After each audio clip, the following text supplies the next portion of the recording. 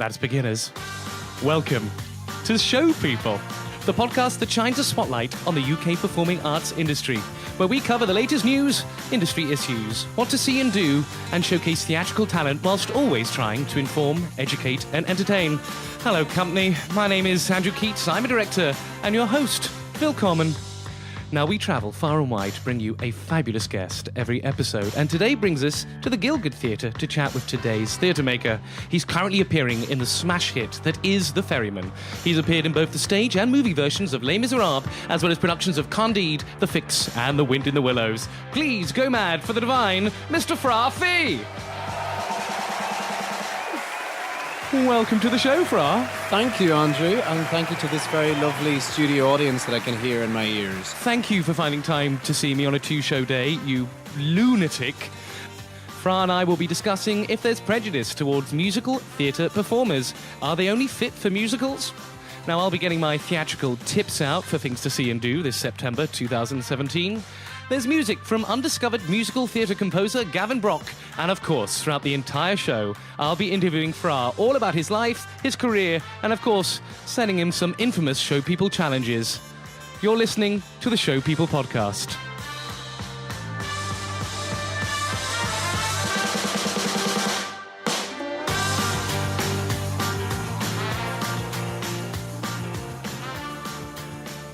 Mate, I can't believe you have your own theme tune now. That's insane. I was humming it literally on the way to the theatre. It's going to be in my head all day. Yesterday I was interviewing Cassidy Jansen, and she was genuinely doing air guitar and air drums throughout every piece of music that you'll come across in this show. Maybe we should make it a video cast. Please don't, because then people will see the hole in my jeans. It's true. And for listeners, we are both naked at the moment. Sadly, being a podcast, you don't know. It's very, very warm in here. What can I say? There's no aircon. Tell me about The Ferryman. What is The Ferryman about? The Ferryman is the most sensational play. It's set in Armagh in 1981 at the tail end of the hunger strikes, which sort of forms the political backdrop of the story. But people seem to think that that's all the story is about. You know, we hear that there's this play about the Troubles in Northern Ireland. That couldn't be more wrong. You know, like any sort of good piece of drama, we've got this backdrop that is epic in scale and important, and it certainly, you know, forms a lot of the central characters and in terms of how they view that. But ultimately, it's about this family that is just coping with the loss of someone. So we have this very, very large family, the Carneys, that live in a farm in County Armagh, and 10 years prior to the day that this play is set, Seamus disappeared. He was one of the victims of the IRA that disappeared, and this past sort of comes back to haunt them all, essentially. And I can't really give too much more than that away, but it's about how the family cope and how they have been coping for the last 10 years. And it's full of joy in every way that you would expect a family drama, and a family that is so full of love and compassion to have. You know, it's not just a bleak tale about death and grief. There's actually a lot of joy in there as well. I just think it's wonderful. The first time I saw it, I actually saw the understudy run from knowing various members of the cast as well as Fra. And I have to say, I think it's one of the most remarkable plays written in my lifetime. Butterworth and Mendes working together is just the perfect combination. The production itself, again, I don't want to spoil anything, but right from the opening, and certainly the very first time we get to the Carney home, that first scene, which you'll know what I'm referring to, you'll have to see the play if you want to know what I'm talking about. I sort of sat back in my chair and went, oh, I'm in really safe hands. Absolutely. You know, the first 30 minutes of the play is hilarious. You know, it's set in this very, very large Catholic Irish household in which every person of that family has to grab their opportunity for their voice to be heard, because there's simply so many people, and they have such big personalities, as wonderful personalities, and they're funny, and they're full of life, and they're full of love, and it's great. It really gives us a lot of energy, just sort of being up there surrounded by all of those people. Yeah, it's a remarkable play. I really do think so. Now, one of the many things I adore about you is you have worked on the biggest shows in town, but your work is always artistic in nature and eclectic, whether that be you working with me at the Landor Theatre in Howard Goodall's world premiere of A Winter's Tale, to the many, many times you worked at the Lyric Theatre Belfast. Now, you're a musician, you've been a director, you've been an actor, and you've appeared in musicals, plays, radio, you name it. But I know that, and you know that. And when I was coming up with the Show People podcast, what I wanted to avoid was one of those, deeply, softly spoken introductions. He grew up from humble beginnings in Ireland and then went on to... He had no shoes. No shoes whatsoever. And now look at him. He's got his shoes. So instead, I decided, of course, to create a game. Oh, God. Okay, yes. This is your first Show People challenge. Go on, go for it. I have Fra's... that was great. I have Fra's and Cassidy Jansen's CV in my hand. I was looking, going, I'm pretty sure Fra never played Donna in Casualty. As a stunning performance, Andrew. I wouldn't put it past you would be able to do it. Now, you must tell me every credit and special skill listed on your CV. No! Within 1 minute. No, don't do it. Starting from... Oh my God! Now. What is it? So every credit? Yes. Oh, I can do the credits, I'm sure. Candide, Les Miserables, The Fix, The Winter's Tale, Romeo and Juliet, Follies, baritone special skilled, high tenor, Irish dancing probably. Oh God, jazz, comedy. I'm losing myself here. Sweeney Todd, The Mikado, The Rake's Progress. Okay. Tin Whistle, Flute, Piano. Yes. What else? Feck, you're a bastard. It's the music. The music is making me tense. That's why the music's there, Fra. Okay. Come on. I've got a really horrible feeling bongo drums is on there. Certainly is. Hilarious. That was very good. That was very, very good. Bongo drums. What the fuck was I thinking? You've got bongo drums. Well, you have missed just a couple of shows. I'm just going to throw some of those in. For example, Fra, you were in the movie version of Les Miserables. Yes. Oh, yeah. That little fringe production. You were also in a film called Monochrome. Yes. What was Monochrome? Oh, God. I'm not sure if it's ever seen the light of day. It was it was a psychological thriller. It was billed. And I played this Irish farmer that the sort of main protagonist, a female protagonist, fell in love with and decided not to kill, because she killed everyone else. Yes, don't look it up. You were also in something called Putting It Together. Maybe one of the greatest Sondheim I didn't reviews. do any of the lyric shows. No, you didn't. Oh, the music, Andrew, the music. I know. It really, really had an effect on me. It's why it's there, Fra. Okay. It's almost like when I was putting It's this almost together. like a distraction. Yeah, there's nothing better than putting on a really dramatic soundtrack, something like Gladiator, and walking through somewhere like Piccadilly Circus. You literally feel like you can take on the world. You did my favourite Flaherty and Aaron's musical. Oh, a man of no importance. A It's man one of of my no importance. favourite jobs, that. I can't believe I forgot that. I'm sorry, everyone. You were also in Dirty Dancing. Oh, yes, I was. Yes. And, when I think of Dirty Dancing, Fra, I just immediately think of you. It's just I know, totally your it's skill synonymous set. with me, really, isn't it? You did The Vortex when you were at the Royal Academy. Yes, I did. And as for special skills, for music and dance, just put, I play the orchestra. That's what I would do. I play the orchestra. Do I have dance skills down there? Because that's a real lie. Irish step is Irish step. Highly skilled Irish step. Highly skilled, my whole.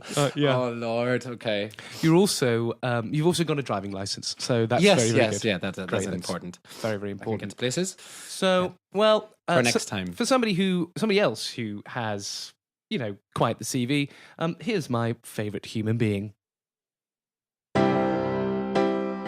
Hello, my dears. You have the ineffable and probably undeserved pleasure of listening to the Show People podcast with Andrew Keates. This is Stephen Fry wishing you a wonderful listen. Thank you. Now, Fra, in the last episode, I talked about how for today and probably all future episodes, I would like to run a regular section for the podcast called The Soapbox. Please do write in if you can think of a better name. Now, it's a place for us to chat about any issues that this mad business we call show throws up. And before today's show, we agreed that we wanted to talk about whether or not there are any prejudices or preconceptions about musical theatre performers, whether they work on other jobs or whether they can. Can a musical theatre performer be in a film? Can they be in a straight play? When it comes to training, when you have that training, is it more important to have straight theatre training, whatever that means, rather than musical? Fra, do you think people have a preconception about musical theatre performers? I'd love to say that they don't, but unfortunately, I would be lying if I said that. I absolutely do believe that there is a stigma towards musical theatre performers, and it exists for various reasons. You know, I think because there is such a huge pool of actors, it logically makes more sense for a casting director to categorize talent in that way. But unfortunately, it means that I certainly at the beginning found it very, very hard to get into certain rooms, and it has been a conscious decision to diversify my work as quickly as possible, or as soon as my career is possible, so that that type of prejudice wasn't going to be placed against me. To study musical theatre so that you would be trained in all of the disciplines. That makes sense, right? Logically.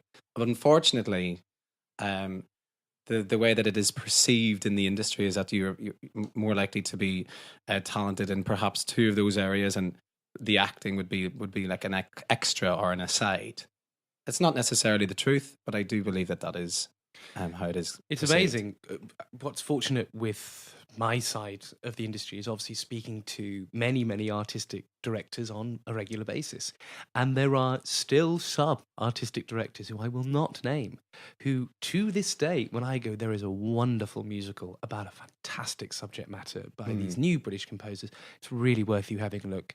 And the eye rolling that happens, and they still have this idea that all musicals are teeth and tits. Yeah, absolutely. And actually, that's one of the reasons I love working with you and love your CV. Is I would say 100% of the musicals, perhaps Dirty Dancing will just look to one side, are all first job, guys. First job. Beautiful, but they're beautiful, often new, often challenging works. I mean, I know you worked on The Last 5 Years, for example. Now, whatever you think of Jason Robert Brown and his work as a show, it's a pretty groundbreaking piece. Absolutely. The only other thing I can think like it is Merrily We Roll Along. Absolutely. And two wonderfully, fully realised characters that are sharing this same story, but from two completely different perspectives. That was a fully immersive acting treat for me. Of course, everything's sung apart from the odd wee bit of sort of phone call dialogue and things. But that was a real acting challenge, and it was a wonderful gift as an actor. But the point that I really wanted to make is, the idea of artistic directors shunning musical theatre in a sentence is as absurd as someone saying, "Oh, I don't like films." Yeah, that's a brilliant way of putting it. It really is that obscene. Musicals are unbelievably diverse. In the last few months, I've seen 42nd Street and Lady Day with Audra McDonald, which is I guess I've seen Beautiful. I was in New York. I saw Dear Evan Hansen. I mean, you can't even compare these shows. It involves singing for some of it, but that's about it. So I think to dismiss musicals in that sense is absurd, and in the same brushstroke to dismiss the actors that tend to be in them is frankly wrong. I agree. And also, something which I've certainly discovered, certainly towards the very beginning of my career, was when you put Shakespeare in the mouths of musical theatre performers, something immediately magical occurs, because all those understandings of rhythm, of tone, of soliloquies, of painting these extraordinary, often poetic images comes naturally to a musical theatre performer. You don't see, as I have seen, some actors that perhaps haven't trained in musical theatre desperately still trying to get their head around, iambic pentameter and scansion and all these very academic interpretations of Shakespeare. Whereas often if you give the part of Titania, say, to an old dancer, immediately you get something really quite extraordinary. Yeah, Scarlett Strallen's playing Titania at the moment in Connecticut. Is she really? She is, yeah. She's in rehearsals for it. Yeah, absolutely. I mean, my first Shakespeare was playing Romeo at the Gate Theatre in Dublin, which is a theatre I completely adore and have since I was a kid. And naturally, I was shitting myself.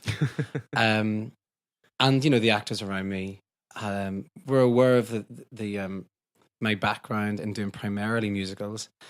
And I'm not going to say whether I was very good or not. I can't say. I don't know. I really enjoyed myself, but I thought I took to the language naturally enough, because, as you say, I've performed with a musical structure for most of my career, and the size of the emotion in Shakespeare matches the size of the emotion in a lot of well written, emotionally imbued musicals. So it was, I think the relationship between those two mediums is very, very strong. Do you think as well, I mean, obviously you've done radio, you've done film, and there are, like within musicals, there are a variety of techniques that is important for an actor to understand. For example, when you're walking out on a proscenium art stage, whatever, you don't necessarily have to worry about where the cutoff point or the shot is, or you don't need to understand where you're going to be placing your voice to hit a boom and this, that, and the other. Do you think from your early career and your training, is there anything that by having a speciality in musical theatre, that there were things that were important for you to learn, or anything you thought, God, I don't know enough about that? And how did you improve your armory to get these great jobs that you've had? Oh, I think I still have so much to learn. Big time. I don't think anyone ever gets to a point where they've figured it all out, Well, John Gielgud had voice lessons up until the age of 75. Absolutely. I still go to class, Everyone needs to continue to get more tools into the toolbox, and just to keep on point. But yeah, I loved my training. I did a music degree, and then I did a musical theatre postgrad. That was all. The postgrad at the Royal Academy was very, very fast. It all happened very, very quickly, and it was all very tightly scheduled. So there were areas that I certainly felt like was lacking experience in.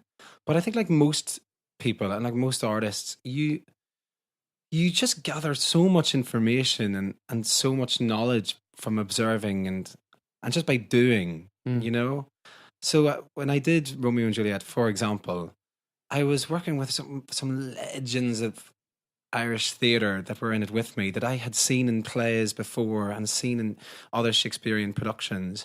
And then I chatted to them. I asked them what they thought I should be doing, and if my reading of this was truthful, and I discussed it and keep the conversation open. I don't think you're ever going to get to a point where you really know what the fuck you're doing. Yeah. So I guess yeah. I just have asked questions, and I've allowed myself to admit to not have figured it out completely yet. And also, I think it works both ways. So I was thinking, well, hang on a second. Judi Dench, Sheila Hancock, Jane Horrocks, they've all done musicals, and that's all worked rather beautifully. It has indeed, yeah. And you don't see people going, well, I'm not going to go and see that if Judi Dench is in it. All she does is plays, but she can't tap dance. Yeah. And I think, well, fundamentally, I think you're right. I think it's about interpreting truth and understanding the structure of the piece that you're within. And perhaps those that train in musical theatre might have joists to support that structure and that art form in a way that perhaps others don't have. But I think certainly for people when they're coming in the industry, to be that judgmental and go, you just do musical theatre, I don't think it helps anybody. Not at all. And I'm so glad to talk to you about it, because to look at your CV and see, from, indeed on this very street we're on now, Shaftesbury Avenue, from Les Miserables to The Ferryman, two of the most wonderful productions that London has ever seen, and you've straddled both beautifully. So don't not see musical theatre performers, or you won't get to work with people like Fra, and that would be really, really stupid. Now, what do you think? Do you think having a career in musical theatre will affect what else you do? Do you disagree with me? Do you think that people who do musicals should just do musicals? Let me know. Get in touch. You can tweet me using the handle @AndrewKeates, or tweet the show using @ShowPeopleUK or #ShowPeoplePodcast. You can send me an email at info@arian-productions.com, or via the Show People Facebook page at facebook.com/showpeoplepodcast, where you can also join the show listeners forum and enjoy a mass debate. Hello, this is Steve First, and you are listening to the Show People podcast with Andrew Keates. A man so marvellous, he's putting bums on seats. Whether it be parakeets eating halal meats, or premier athletes submitting VAT receipts. It's the Show People podcast with Andrew Keates. So let's start at the very beginning. A very good place to start. Excellent. I'm waiting for the day that somebody doesn't get that reference. I'm There will literally be waiting. someone. There must be. Hopefully somebody that's been in a musical, and then I can go, have you seen The Sound of Music? And they can go, is that a new piece? I don't think it's ever going to happen. Sounds charming. It'll probably be a younger person. It'll probably be a much younger Oh, no, it person. will. It absolutely will. Do you know Yeah. Julie Andrews? Not a clue. Who? So, Fra, let's go back to the start. Let's talk about your upbringing and a baby Fra Fee. I'm not going to say a smaller Fra Fee, because I imagine that hasn't changed too much. But where were you? Where were you born, and where did you grow up? So I was born in County Tyrone, which is right in the middle of Ulster, middle of Northern Ireland. I had very lovely blonde curls, if you'd believe it. And yes, I grew up with the youngest of four. I've got three older sisters. My parents are still there. And yeah, it was, I sort of expressed a love of theatre very, very early. My dad is really into his amateur dramatics. He can't sing a note, but he does a lot of plays back at home. And he's a really fine actor, actually. And he would take us to all of the plays that he did. And he also drove us down maybe once or twice a month to the Lyric Theatre in Belfast, and sometimes down to the Gate Theatre in Dublin to see plays. So that really just got me fascinated by the world. Even when I wasn't in one of the plays or wasn't helping, I would come along to pretty much every single production that he was in. And my older sister Claire also did productions at school, so it was something that I pretty much knew I wanted to do for since I was very, very young. I remember you telling me, obviously talking about growing up in Ireland during difficult times. To tell me about what that was like and whether it's affected the artist that you are today. Well, it's interesting you mention that, because this conversation has been had quite a few times with my family since starting rehearsals for The Ferryman, which is set in 81. But, the Troubles, as they're defined, went pretty much all the way until the ceasefire in 97. So I lived through some of it, as a kid. And it was so normal, though. When you grew up in a war zone, or it's an occupied territory, and every day there are soldiers in the street. And I lived in the middle of the countryside, but they would just be outside my house window walking up this country road with huge guns. And I guess that's an intimidating image But when that's what you've known since you were very, very young, it just became the norm. And my dad's car would be stopped on the road and his driving license checked, and he would be asked, where are you going, sir? They'd shine a torch in through the back window to look at the kids, and we're just there. The most unintimidating people in the world, but that's what happened to us all. It felt it was just part of my life, one interesting day, I was playing swing ball in my back garden. Very pathetically, I was probably by myself, which is very sad. But as I was playing it, this army helicopter just landed right beside me in the back garden. Which was absurd, very, very absurd. But again, it didn't seem out of the realms of, impossibility at that time, because right beside my school, or the school I ended up going when I went to secondary school, was the army barracks. They just happened to, land in my garden and go for a wee dander around my house. And then after that, you saw Miss Saigon and went, I know this. This is where they got it. I've seen this somewhere. Yeah. Do you think, I adore Ireland. Do you think that culture of music and dance is that where you discovered your love of storytelling and theatre, or is all of that too old-fashioned? Have you got no interest in that and you're far more interested in Jimi Hendrix and I'm talking about a load of twaddle? No, you're absolutely right. It's a culmination of a lot of different things. I always sang because that culture of, as you say, storytelling and singing folk songs is something that I grew up with, and it is very much embedded in who I am and who my family is. So yes, of course, that we are all entertainers and we're all storytellers back home. But also, I guess, and also the influence of my family and my dad, who I was just speaking of.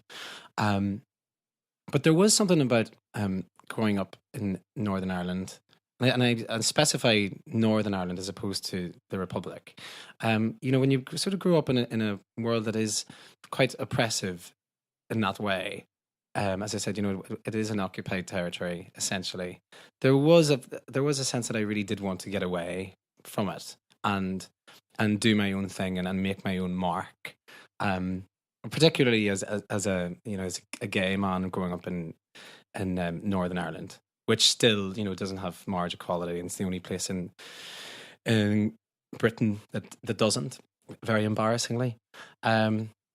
I think a culmination of all of those things that you're talking about made me sort of want to go off and express myself in the way that I have. Theatre and storytelling and music have always been something of an escape, I guess. But a very, very wonderful one. I'm certainly not running away from anything, but it's a way in which I wanted to express myself. What are your earliest memories of the first plays or musicals or pieces that made you that gave you that escape? I remember the very, very first time. I was really, really young. I went to see my sister Claire play. She went to an all-girls school. She played Mickey in Blood Brothers, shortly before her very wonderful turn as Tony in West Side Story. Last favourite. Yeah. And I was in the car with my mum when we were coming to collect her from rehearsals. God, I must have been 6 at the oldest. I was really young. But this is a real vivid sort of early memory. And I went in to tell her that, we were waiting outside to collect her. And it was the last scene, the tell me it's not true scene, and the gunshots that happened before. And I was just watching it, and these happened, and I remember jumping at the sound of the gunshot. And then the song happened, and I was just completely mesmerized. That was a particularly magical moment. Do you think it was then that you knew? Was that when you went, I want to do that? Yeah, for sure. I consequently watched every single performance of it. She probably did maybe 12 over the course of 2 weeks, and I watched every single one. Yeah, that's a very fond, special memory for sure.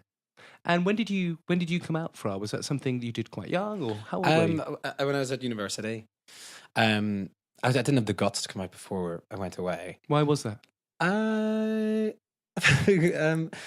because it was Northern Ireland in whenever it was when did I go to university? 2004, 2005, and I went to an all boys Catholic school. It just wasn't going to be an option. I didn't have the bravery then. Even though, of course, knowing all boys school, it was definitely going on. Of course, since then there's loads of lads that have come out. But when you're that age and in that world, and also I grew up in a Catholic with a Catholic upbringing, so all of that pressure to conform was there, and I was scared. So I had to sort of go and find myself and find my own friends and do all that when I went to university. So I was 19, and of course it was all completely fine. I've got the most wonderful family and friends back at home, but still, it's still a world that it didn't seem as though it was going to be as welcoming as it was. It was fairly, it was a little bit scary. And you said you went to university. So which university did you go to, and why university over drama school? Yeah, I know. It's a question I often ask myself a lot. If I was able to do it again, there's a chance I probably would have gone to drama school to do acting, I think. But I went to uni in Manchester and I actually did a music degree because I'd been doing it. I took my singing very, very seriously since about the age of 12. And so there was a chance I thought I might have gone down a sort of classical singing route. And because I hadn't figured what route I was going to go down, I thought if I go to university for 3 years, I can figure that out then. By the end of which I thought, oh, this is the perfect merging of my talents here if I'll do musical theatre.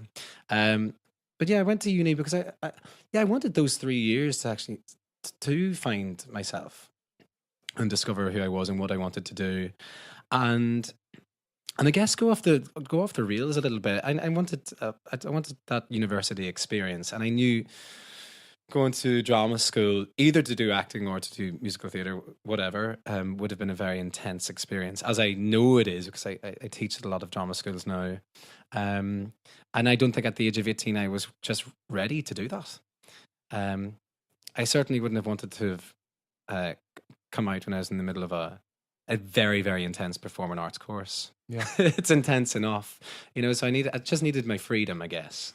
And tell me, what are the things that you remember from your training that are still with you? What were the great mantras that you were taught that you perhaps like to pass on to others that was helpful? Well, I went to the Royal Academy of Music to do what was essentially my sort of acting course, doing the musical theatre postgrad. And there's two wonderful men that teach there, George Hall and John Jones. There's a couple, they live in Brighton, and they had the most wonderful sort of anecdotes from they've worked in the industry for years and years and years. And the best sort of bit of advice they gave me, and this is just a very, very practical one that I can pass on. It's not particularly existential or anything, but after an audition, no matter how much you really are gagging for that part, allow yourself the amount of time it takes to drink a pint, to mull over it, to be frustrated over how well or how perhaps you didn't think you did as well in that room. And that's the amount of time you're allowed. After that pint is finished, it's not yours anymore. It's over. Beautiful. And that is a very practical bit of advice I can pass on. I mean, £13,000 for that, but still. Yeah. And of course, I'm talking to an Irishman, and it all comes down to an anecdote about drink. Thank you. Now, Fra will be with us for the whole show. Please keep on listening as we'll be discussing what Fra would go on to do post-training and what he's doing now. But now, Fra, we're both alone in your dressing room. I'm going to get my tips out. Excuse me? That's right. Each month, I'll be getting my theatrical tips out of what productions I think could be worth spending your cold, hard, call centre earned cash on. And this month, well, it's all about the plays. What Shadows by Chris Hanna. Enoch Powell's Rivers of Blood speech was arguably the most polarising political speech of the last 50 years.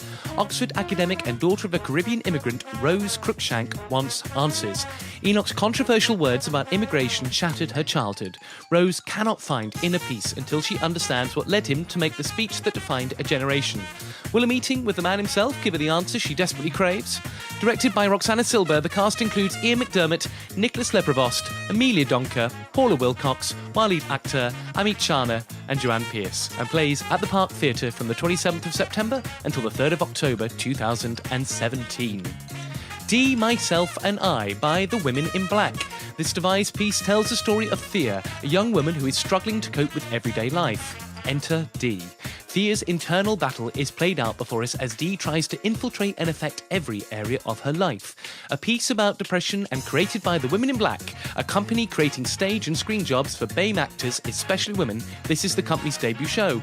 Directed by Stephanie Finn, the cast includes Roberta Barner, Princess McDonough and Ollie Richards, and plays for only 2 performances at Theatre 503 on the 25th and 26th of September 2017. Mrs. Orwell by Tony Cox. 1984 has just been published, and George Orwell is in the last chapter of his life with a severe case of tuberculosis. He still believes he has at least 3 novels in him, so to keep his morale up, he promptly proposes to friend Sonia Brownell, a 30-year-old assistant magazine editor.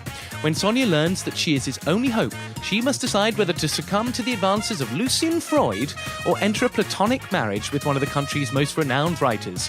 Based on actual events, the production is directed by Jimmy Walters, and the cast includes Cressida Bonus, Peter Hamilton Dyer, Rosie Ede, Edmund Digby-Jones and Robert Stocks. The play comes to Southwark Playhouse following a sold-out run at the Old Red Lion and runs from the 5th to the 23rd of September 2017.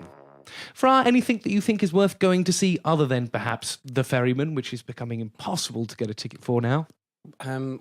What's the recent things I've seen that I've loved? Lady Day, which I mentioned earlier with Audra McDonald, really blew me away. It's quite a stunning performance. Really, really devastating play. I didn't really know all that about Billie Holiday, but yeah, it's amazing.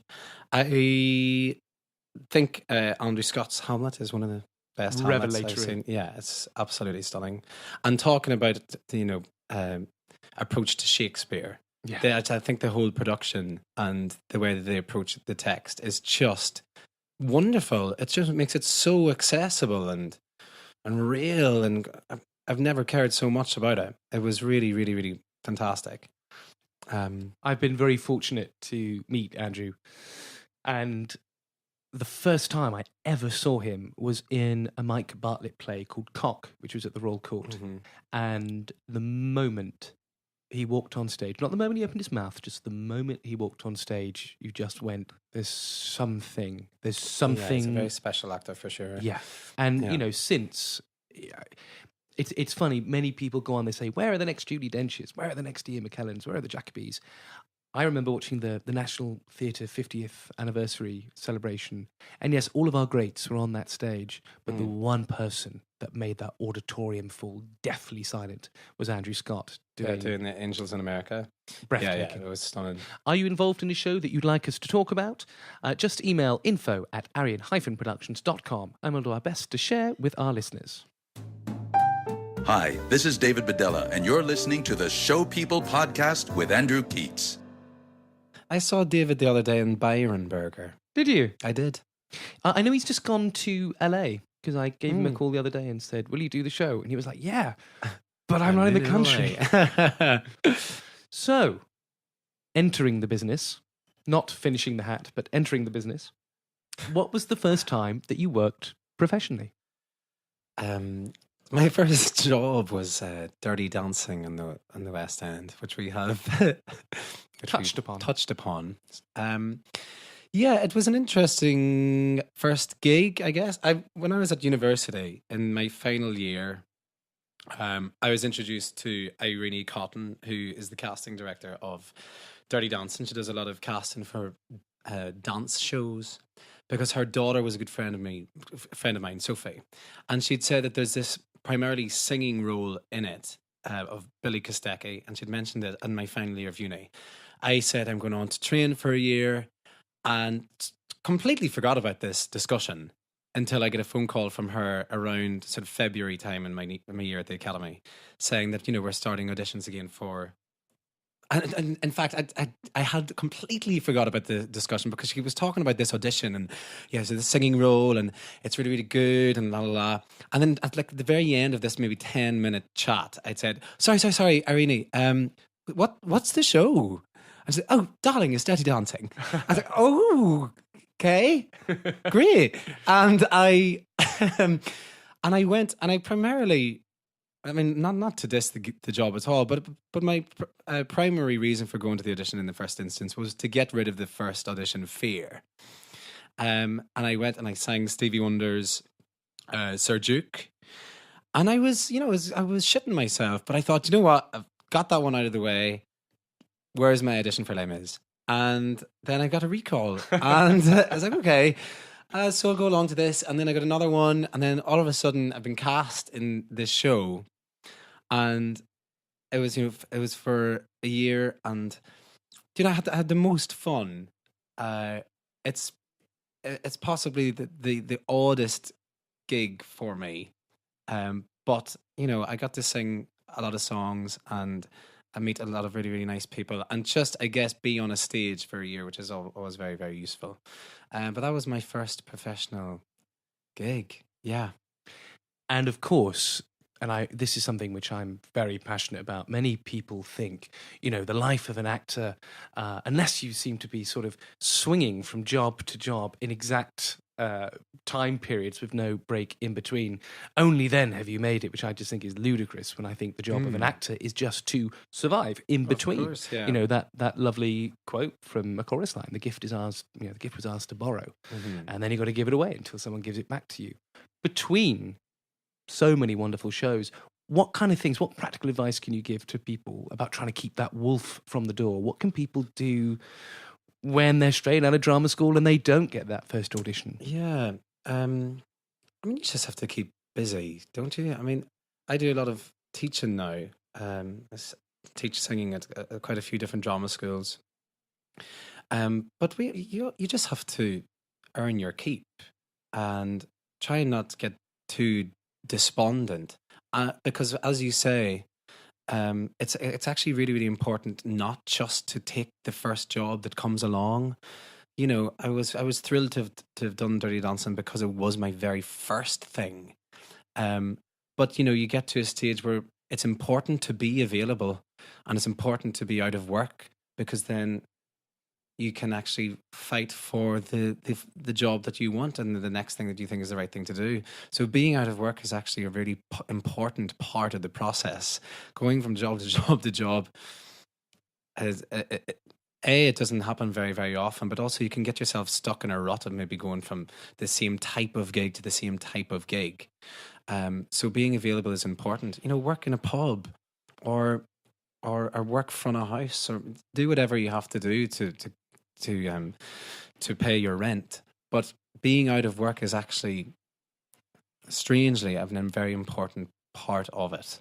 What's been some of the worst jobs that you've had to do to keep the wolf from the door? There must have been one or two that perhaps you didn't go down too well. I worked at this call centre. Right.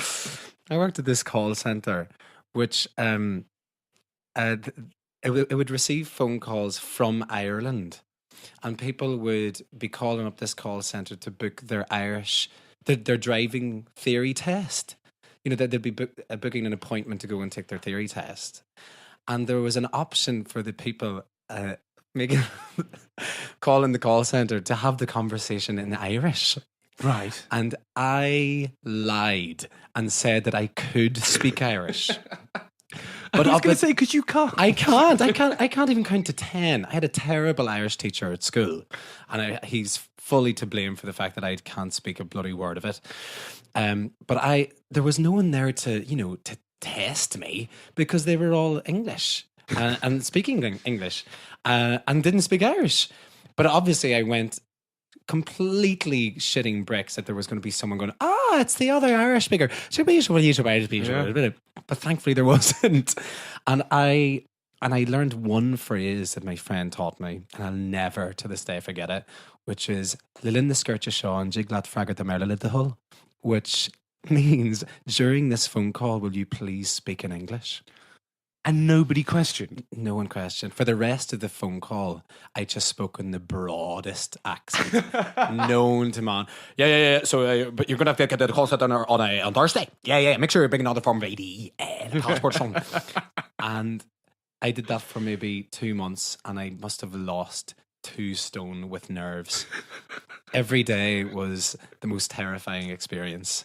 But you got to do what you got to do. When have you been at your happiest? Oh, when have I been at my happiest? I am happiest when I'm working, for sure. I love the I love the sense of sort of attaining a surrogate family when you do a theatre job. It's a very, very special thing, and inevitably, there are friends that you will take with you for the rest of your life, of course. But the likelihood is that it'll sort of drift away, but the essence of what was created is never really lost. It's a real family sort of setup with the ups and downs and everything that comes in between with it. But that's such a shit answer, isn't it? Because that's. I don't know. I think that's a really wonderful answer. I think it's truthful. Yeah. I'm happiest when I'm with people like me. It sounds like what you're saying. But I mean, happiest. I just don't. I'm not sure if that's a possible thing to ever quantify. Because I'm also happiest whenever I'm not working and I'm with my family. Perhaps supping pints of Guinness in Donegal, or just spending time with them at home and having a sing song. But there's lots of different versions of it. But sorry, those are 2 different versions of my sort of happiness. Now, you mentioned that when you left the academy, you were waiting for that Les Mis audition. And obviously, if you could go back in time and grab a young Fra and go, well, come here to me, you won't believe this, but you're going to do it, and they're going to do a film finally. Take me through getting that job in Les Mis, and how important that job was to you, if indeed it was. Yeah, it was hugely important. I was cast in the show. So I finished Dirty Dancing in sort of July, and then I began rehearsal for the following year of Les Mis, the following May. It was a real dream come true. I learned how to sing from singing Les Miserables songs. I had the vocal selections piano book, and I would sing all of the songs, including all of the girls' ones, because those are the best ones. Especially the girls' ones. Absolutely. They're stunning. I dreamed a dream.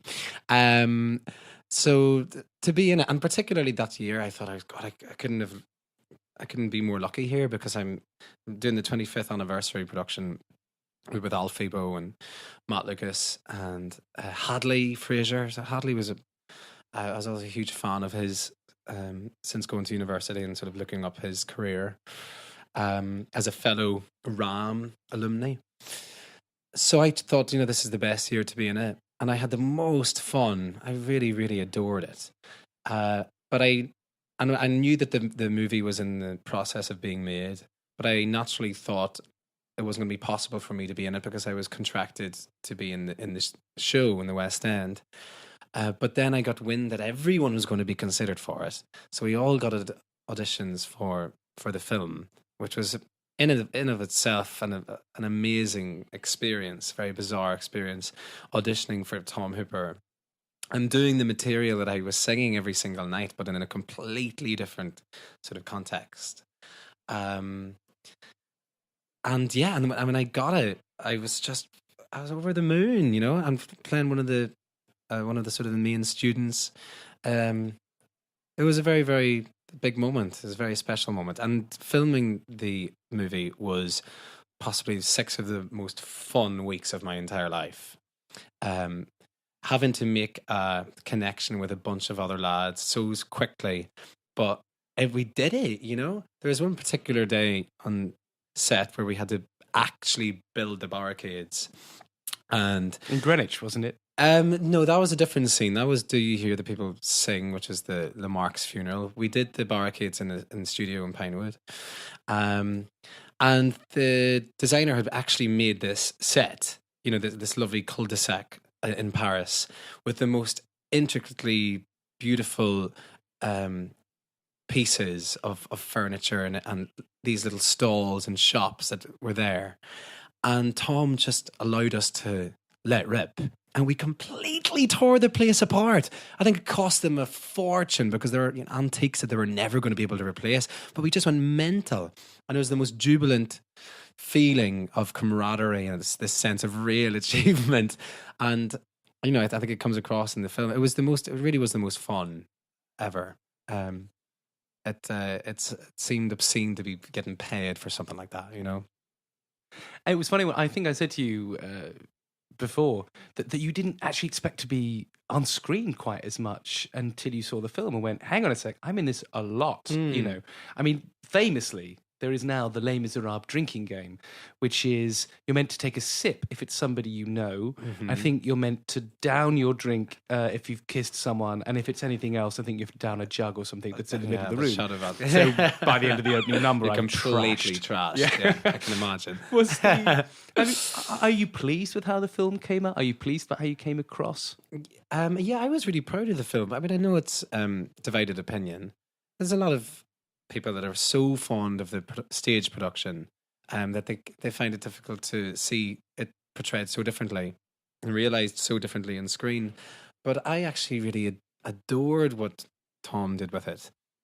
He completely reimagined the story and saw it in a way that had never really been done before. I find it emotionally so gripping and devastating to watch, and thought some of the leading performances were just stunning. And yeah, I guess I was pleased to see myself up there for quite a bit. When I got the screenplay through, I saw that the relationship between what is in the stage play, Gavroche and Grantaire had been swapped so that it was Coufrac, which is my character, and Gavroche, the young lad. And so when I realised that was what they had done, I was fairly elated because I knew that was an important relationship to establish, so that, you know, the death of Gavroche comes as something of a devastating finish. So I knew that there was something in it for me to do, but yeah, I didn't quite realise I would be in it that much. It was a lovely little surprise. Hi, this is Annette Badland, and you're listening to the Show People podcast with Andrew Keates. Now, this is the part of the show that we like to call the platform, a springboard, if you like, to give exposure to an artist that our listeners might not necessarily have heard of. Today's platform is given to Gavin Brock. Now, he's a composer, a lyricist, teacher and cabaret performer. In 2015, his musical The Man Who Wouldn't Grow Up received its first public reading at Brasserie Toulouse-Lautrec in Kennington. His musical review, Pure Imagination, composed for the Year 6 pupils of Cranford Primary School, received its first performance in 2016. A showcase of his songs, From Neverland to Tobago, was performed at the Pheasantry, Chelsea, in January 2017, and he's a member of Mercury Musicals Development, and is currently writing songs for a musical adaptation of the children's novel Terror at the Sweet Shop. Now, today we have a song called Another Day in the Life of a Nerd. So here's a bit of context. While the gang squabble about how best to break into the sweet shop to investigate the disappearance of Mr. McNulty, the unacknowledged intellectual of the group, Ishi, puts his technological wizardry in practice and uses a laptop to discover an ingenious method of breaking in. The song is performed by a little star known as Bradley Riches. Here is Another Day in the Life of a Nerd.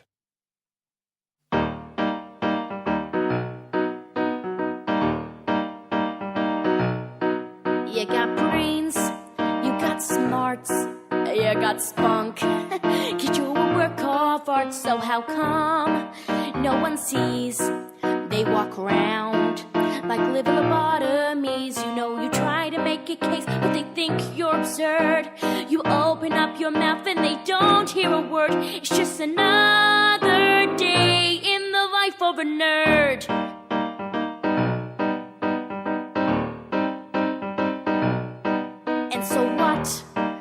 no one sees your expertise would even make Bill Gates turn green. So go ahead, go be mean. One day I'll earn more than the queen, but till then I don't mean to offend. And yes, I'll do your homework if you'll be my friend. It's just another day in the life of a nerd. Still we're always on hand to bail you out when you don't understand. It is like a language only we know. So should it be any surprise to us, it's like when you guys socialize. Et voila, there it is. Your little nerd is one big technological whiz. Thanks so much. Hope you enjoyed. It's nice to see you for once, not annoyed. It's amazing what we're capable of with a little less judgment and a little more love. So don't you ever say, dude, you sure you're not gay? Like every other day in the life of a nerd. If you enjoyed Gavin's work, he has some upcoming cabaret performances, including Crazy Cocks on September the 25th as part of Harold Santerden's Open Mic Highlights Showcase, a global affair, where he will be showcasing his brand new material, and Cabaret Confidential on October 11th, where he'll be joined by a cast of cabaret and West End stars to premiere 5 brand new songs from Terror at the Sweet Shop. Follow him on Twitter and Facebook using the username Flaminio1981. Now, are you a composer or a songwriter looking for an audience to listen to your latest opus? Or perhaps you're a playwright wanting to send in a short scene or a monologue? Please, if you've written something that you would like us to play, please do send to info@arian-productions.com. And please remember, we will need full permission to broadcast, so make sure you own the rights to use it. Hi, this is Robert Duncan McNeil, and you're listening to the Show People podcast with Andrew Keates. Nice to see the podcast is making its way to the Delta Quadrant. Thank you, Robbie Duncan McNeil. Fra, let's talk about your hopefully long and happy future. What's next after the Ferryman? That horrible question. I know it is horrible because I don't have a fucking clue, Andrews, to give you the honest answer. I mean, I just always want to continue challenging myself, and I want to continue diversifying the work that I do. So I don't really know. I mean, haven't really cracked the screen thing. You know, I've done a couple of projects, but I would love to do some TV work. But I'd also love to do more Shakespeare. I'd also love to do another new play. I'd also love to do a great new musical, perhaps. So I can't really tell you what the future holds. I guess I'm just attracted to the quality of the work at this stage.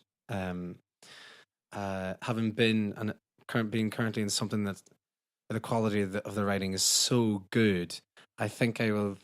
I'll have to make sure that it may not necessarily be completely matched, but something that speaks to me and that I feel as though I really have to do. Ultimately, I don't really care what the medium is, as long as it's good and that I have some sort of connection to it. So I don't really know. I mean, watch this space. I don't have a fucking clue. If you don't, I'll find something. We'll find something. In fact, there's this call centre, right? And they need people that speak Irish. Perfect. I can do a phrase.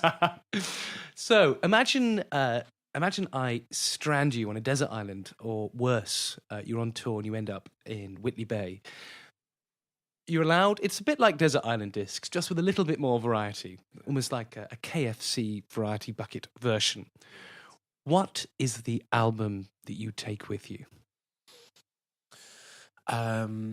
David Keates, The Big Romance. He's an Irish singer-songwriter from Dublin, and it is a gorgeous album. It's beautiful. I could listen to it on loop forever.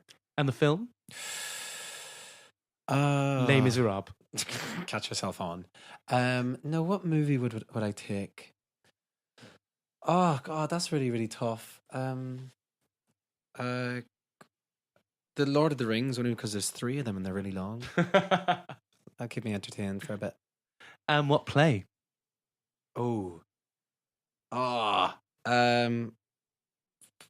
Streetcar Named Desire. I'm such a fucking homosexual.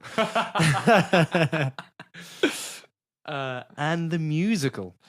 I mean, this changes daily. Yeah. I'm currently completely obsessed with Dear Evan Hansen. Yeah, of course. But that's today's obsession. But thinking of the back catalogue, of course, it has to be Merrily We Roll Along, I think. Yeah. I love it. And you can take one luxury item. It can be anything you like. What would it be? A luxury item. Such a cliche, like a piano. And then I can entertain myself. I mean, there's many things that, one can entertain themselves with. Yes. But a piano. I'll go with a piano. Now, Fra, you've been in long-running shows, and you know what it's like to go a bit stir-crazy. I have one final show people challenge for you. Okay. Because we've done all the serious questions. Yeah. But often, it's not so serious questions that people tend to enjoy a little bit. So you're going to have to cope with more background music now. Okay. Over the past few weeks, I've been conjuring up in my dark, twisted mind some of the most random questions I can possibly throw at anybody. Okay. Fra, you have to answer all of the questions as quickly as possible. However, you are allowed 3 passes. Okay. Fra, let's play Funny 5 Minutes. Fra Fee. The music. You love it. Fra, what is the best gift you've ever been given? A flute. Oh, that's cool. What is the best gift you've ever given? I give my sister a flute. It's just flutes. Yeah, Fra flutes. Fee, all about the flutes. Fra, if you were a superhero, what would your superpower be? Fly. I'd love to be able to fly. And if someone narrated your life, who would it be? David Attenborough. What, because your life is just a nature program? Yeah. Here I am in the Gielgud. Fra, who would play you in a movie about your life? Ooh, I don't know. At what age? Like sort of nowish? Totally up to you, Fra. Total artistic control. Let Anthony Boyle do it. Anthony The Boyle. fellow from Belfast who just did Harry Potter. He's a very good actor. Who was your teenage crush? Oof, God, it's scundered for me. Adam Garcia. And who's the crush now? Who is my crush now? Your man, Bradley Cooper. Bradley Cooper. Yeah. Funny if he's on the show next, we'll ask him. Oh, great. It'd be great if he says you, then we can work as a dating service. Sweet or savoury? Sweet. If you had an autobiography, what would it be called?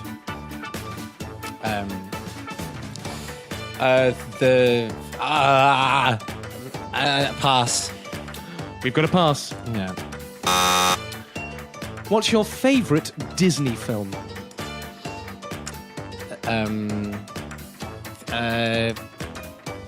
I'll go old school. Snow White and the Seven Dwarfs. Just because you relate. Back off. Have you ever been abducted by aliens? I don't think so. No. Would you rather fight 1 horse-sized duck or 100 duck-sized horses? A duck-sized horse. So either 1 duck Oh, that is as the the size of a horse, or 100 horses that are the size of ducks. I'll go for the 100 duck-sized horses. I mean, take a while. yeah, But but I'll be able to get through it. Would you like to swim with sharks? Yeah. Great. If you could visit any point in history, when and why would it be? Oh, I'd probably go like to the roaring jazz era, but without all of the war and stuff. Homophobia, racism. Yeah. Just stick myself in a really cool like jazz club and dance and wear cool clothes. How many pairs of shoes do you own? Not that many. 3, 4. I go through 1 pair and then whenever they're done, buy a new one. What are the best kind of pants? Best kind of pants. Boxers for sure. I can't stand briefs. Really? Yeah. Take note, anybody, for Christmas presents. What was the last lie you told? The last lie I told. It wasn't the one in the call centre anyway. Oh, no, I can't pass. What's the most unusual thing you've had in your mouth? God, this is horrendous. Yeah. The most unusual thing I've had in my mouth. I ate guinea pig in Peru recently. You ate a guinea pig? Yeah, it's a delicacy there. But it was strange still. I mean, it obviously clearly wasn't still alive. And it was cooked, yes. That's still strange. It was a guinea pig. And because listeners are going to be wondering, what does a guinea pig taste like? A wee bit like chicken. Yeah. Great. Well, there you have it. Fra Fee loves guinea pigs. Hates background music. Hates background music. Loves eating guinea pigs. Well, sadly, that's all the time that we have left. Firstly, thank you to my gorgeous, wonderful, divine special guest and friend, Mr. Fra Fee. I hope I haven't worn you out too much before today's shows. Please, please, please go mad for the glorious, the divine, the delectable Mr. Fra Fee.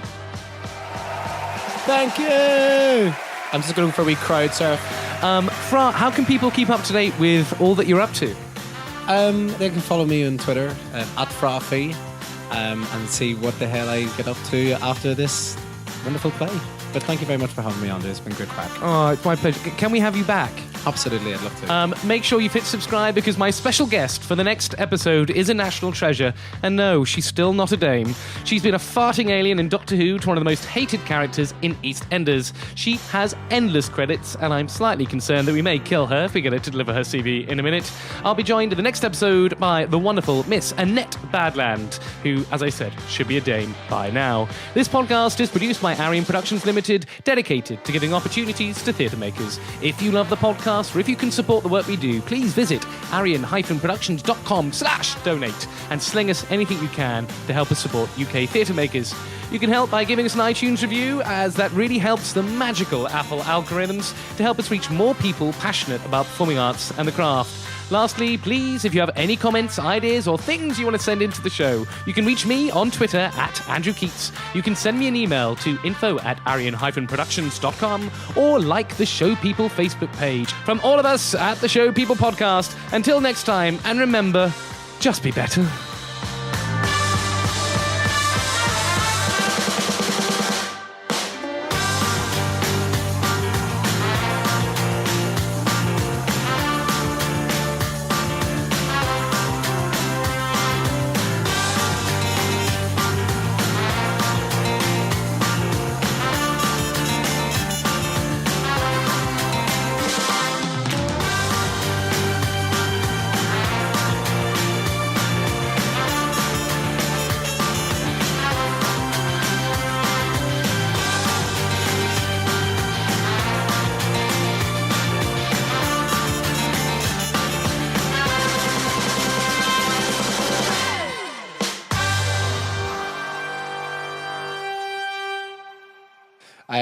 Do I have dance skills down there? Because that's a real lie. Irish step is there. Highly skilled, my whole